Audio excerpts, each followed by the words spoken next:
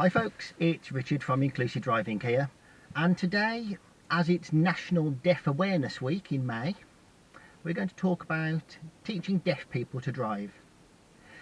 Now, this isn't going to be a lesson in British Sign Language.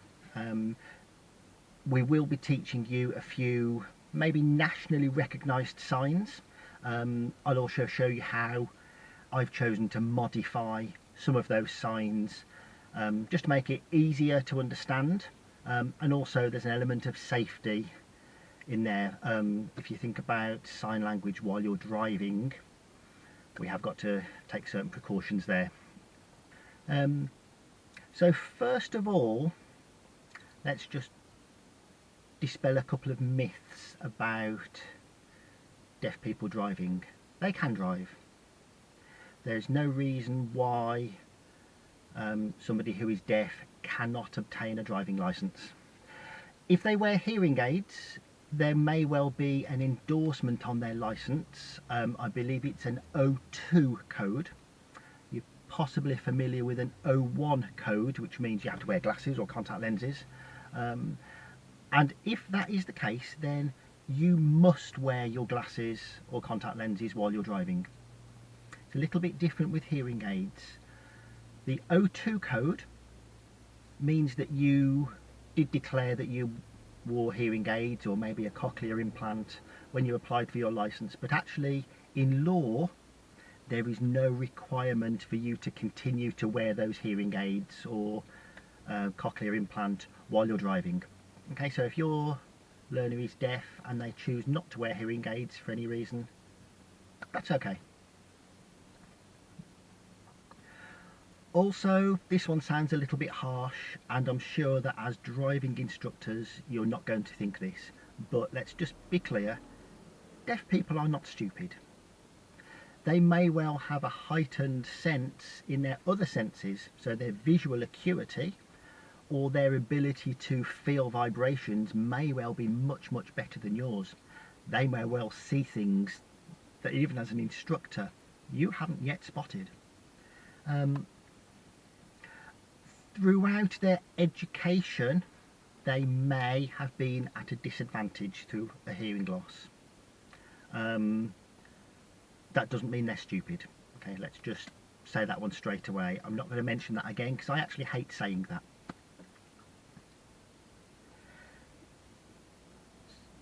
You'll probably find that teaching somebody to drive who is deaf will require a lot more time spent at the side of the road. Lip reading is pretty much impossible while you are driving. As somebody gets perhaps towards test standard, they may be able to lip read using the Centimirror for very simple short phrases. You obviously can't have a full-on conversation while staring in the Centimirror. So a lot more time will be spent at the side of the road explaining things with the use of diagrams, maybe some British Sign Language if you know it. Don't be scared to have a go. In my experience, deaf people are very willing to help you with your sign language.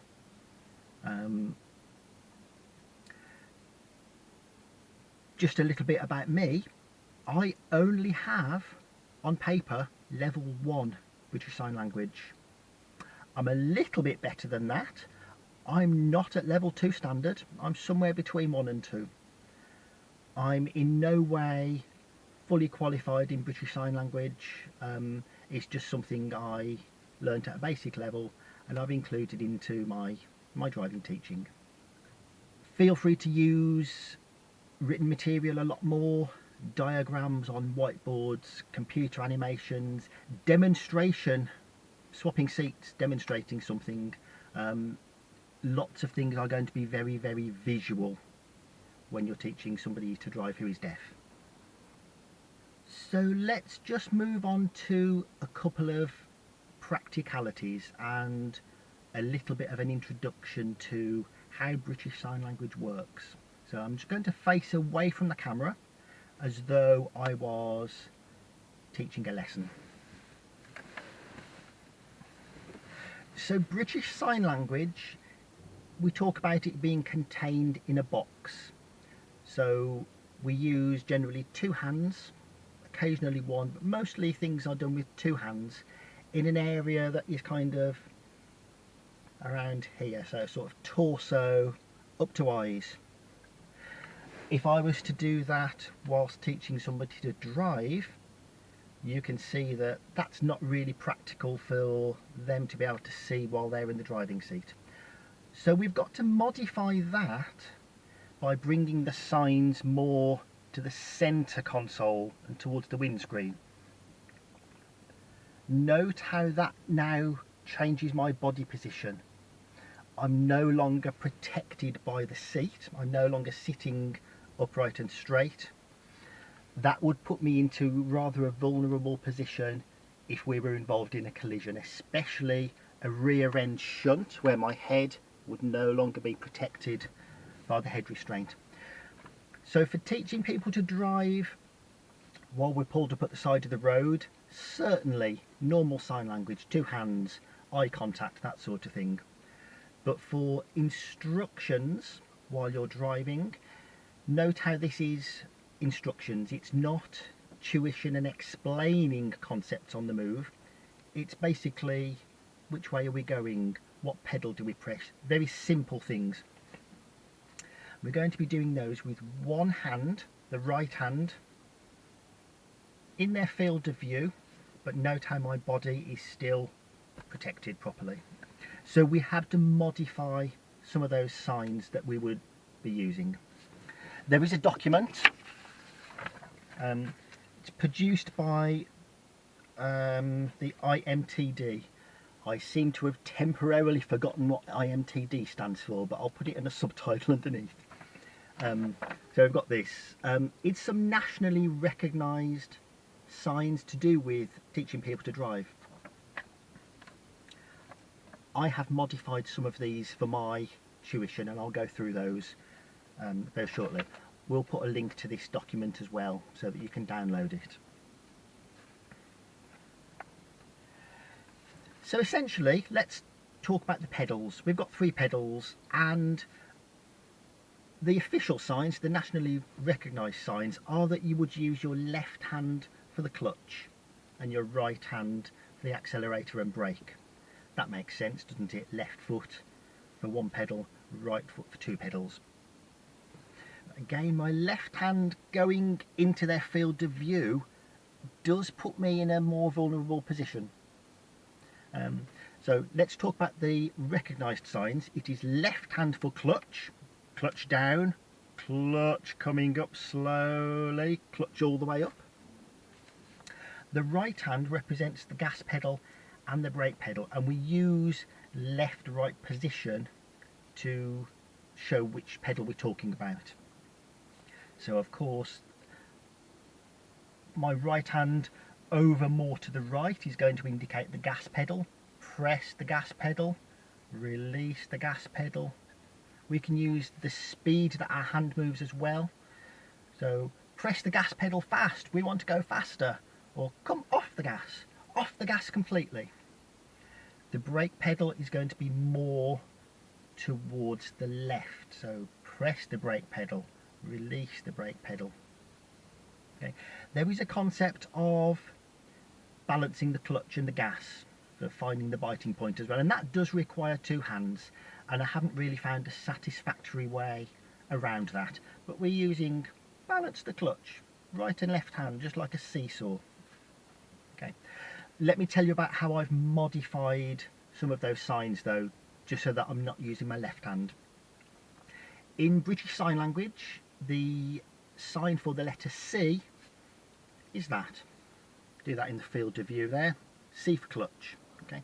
So I make a letter C with my right hand. Although it's backwards, it still gives the concept of clutch, and also my hand is over to the left. So again, that's indicating with positioning. This is the clutch I'm using. In British Sign Language, the letter G is this. two clenched fists on top of each other. So for gas pedal, I use one hand, clenched fist, gas, gas. And again, I can use positioning, gas down, gas up, gas quick.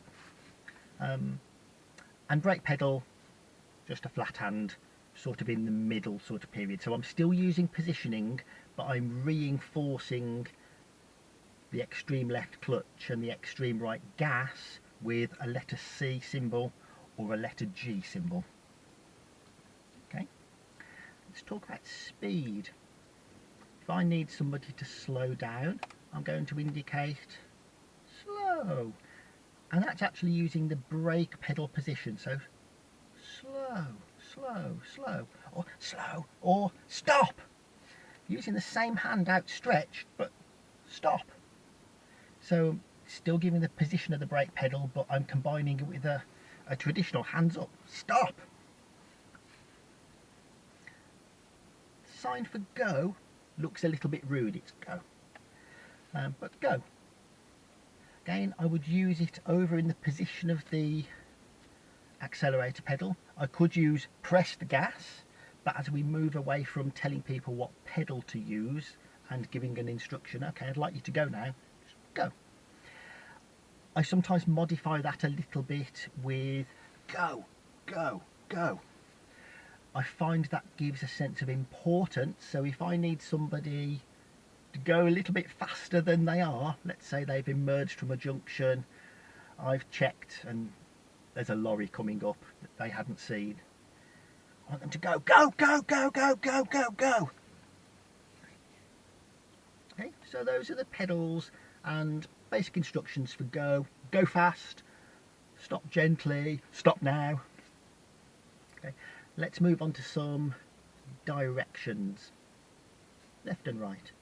Okay, we're going to use the camera that's pointing as though it was the field of view of the learner driver here. So if I want somebody to take the next road on the left, this is very simple.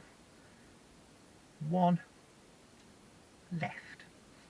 So in British Sign Language, our numbers up to 5 are 1, 2, 3 is a little bit difficult. Generally I tend to use thumb and 2 fingers, but you can, if you've got the dexterity, do that like Scout's Honour. I tend to do that. 3, 4 again is a little bit difficult, tucking that little finger up, so you could use 4 and 5. If we're talking about gears or maybe exits on big roundabouts, we might need the number 6. This has a little bit of regional variation, a bit like an accent. In the Midlands, we generally use the little finger to represent 6, which is different from index finger for 1. Okay. In some parts of the country, I believe further south and towards London, it's the thumb to make the shape of a number 6. But I'm going to stick with 6.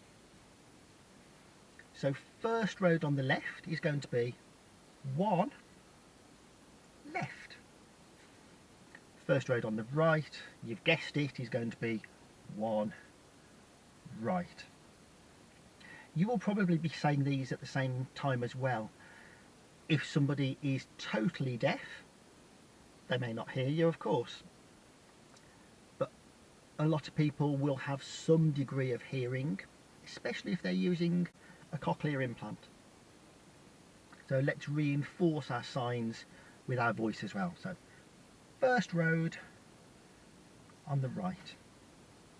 We then combine that with other numbers left and right. So second road on the left, second road on the right, third left, third right. How do we modify that for roundabouts? We generally give a sign to suggest roundabout, and that's just roundabout. And then again we will use numbers and directions. So at the roundabout, take the first road to the left. At the roundabout, take the second road and follow the road ahead. the roundabout, take the third road to the right. If we need to indicate which lane we want people to use, we can represent the lanes with our fingers. And this is another one where really we do have to use two hands. Try not to do that for so long. Make sure you know what the risk is behind you before you alter your body position. But for a two-lane road, it's quite easy with one hand. We can say left lane or right lane. From a manual dexterity point of view, it becomes a bit more difficult with three lanes. So I would tend to use my middle three fingers and left lane, middle lane or right lane. You might be able to do a little bit of finger wiggling like that. It's difficult for third lane. The key point here is agree with your learner what signs and symbols you are going to use, and then if you can manage that with one hand, great, you've agreed that with your learner. Like gears.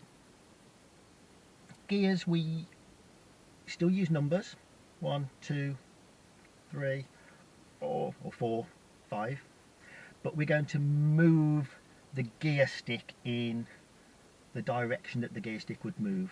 So if you want somebody to select first gear, so first gear, go to the left and forwards. Okay. Second gear, pull the gear stick back. Third gear, you get the idea? Fourth gear, okay. Fifth gear, and sixth gear. Okay. I'm just going to check through my documents, see what signs I might have forgotten to tell you, or see what signs I may have forgotten to tell you that I modify.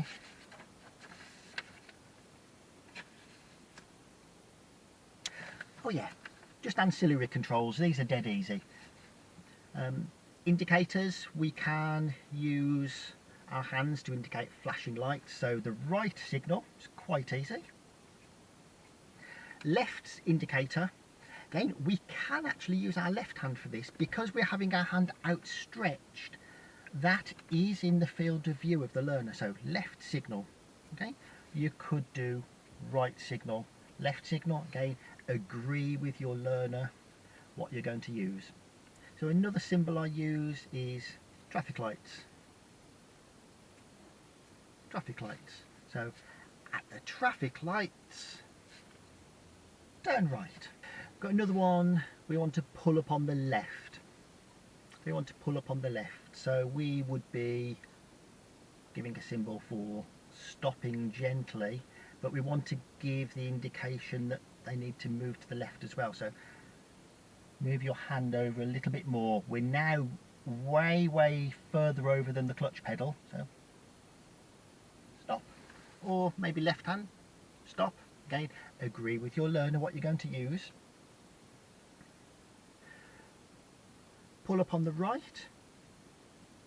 Of course, he's going to be stopping over on the right. Stop over there.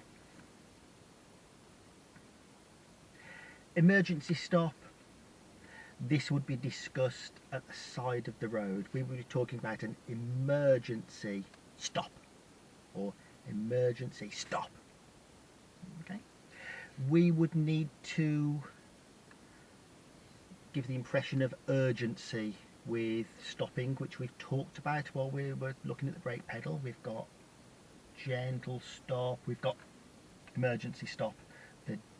The speed at which you give that signal is going to convey the meaning of severity. But if you're practicing the emergency stop, letter E, emergency stop or emergency stop. So go out, don't be scared to take on a student who is deaf or has a hearing impairment. Enjoy it, get the experience. Remember, your learner is almost certainly going to be willing to help you. So I hope that's been useful, and we'll see you on another video very soon.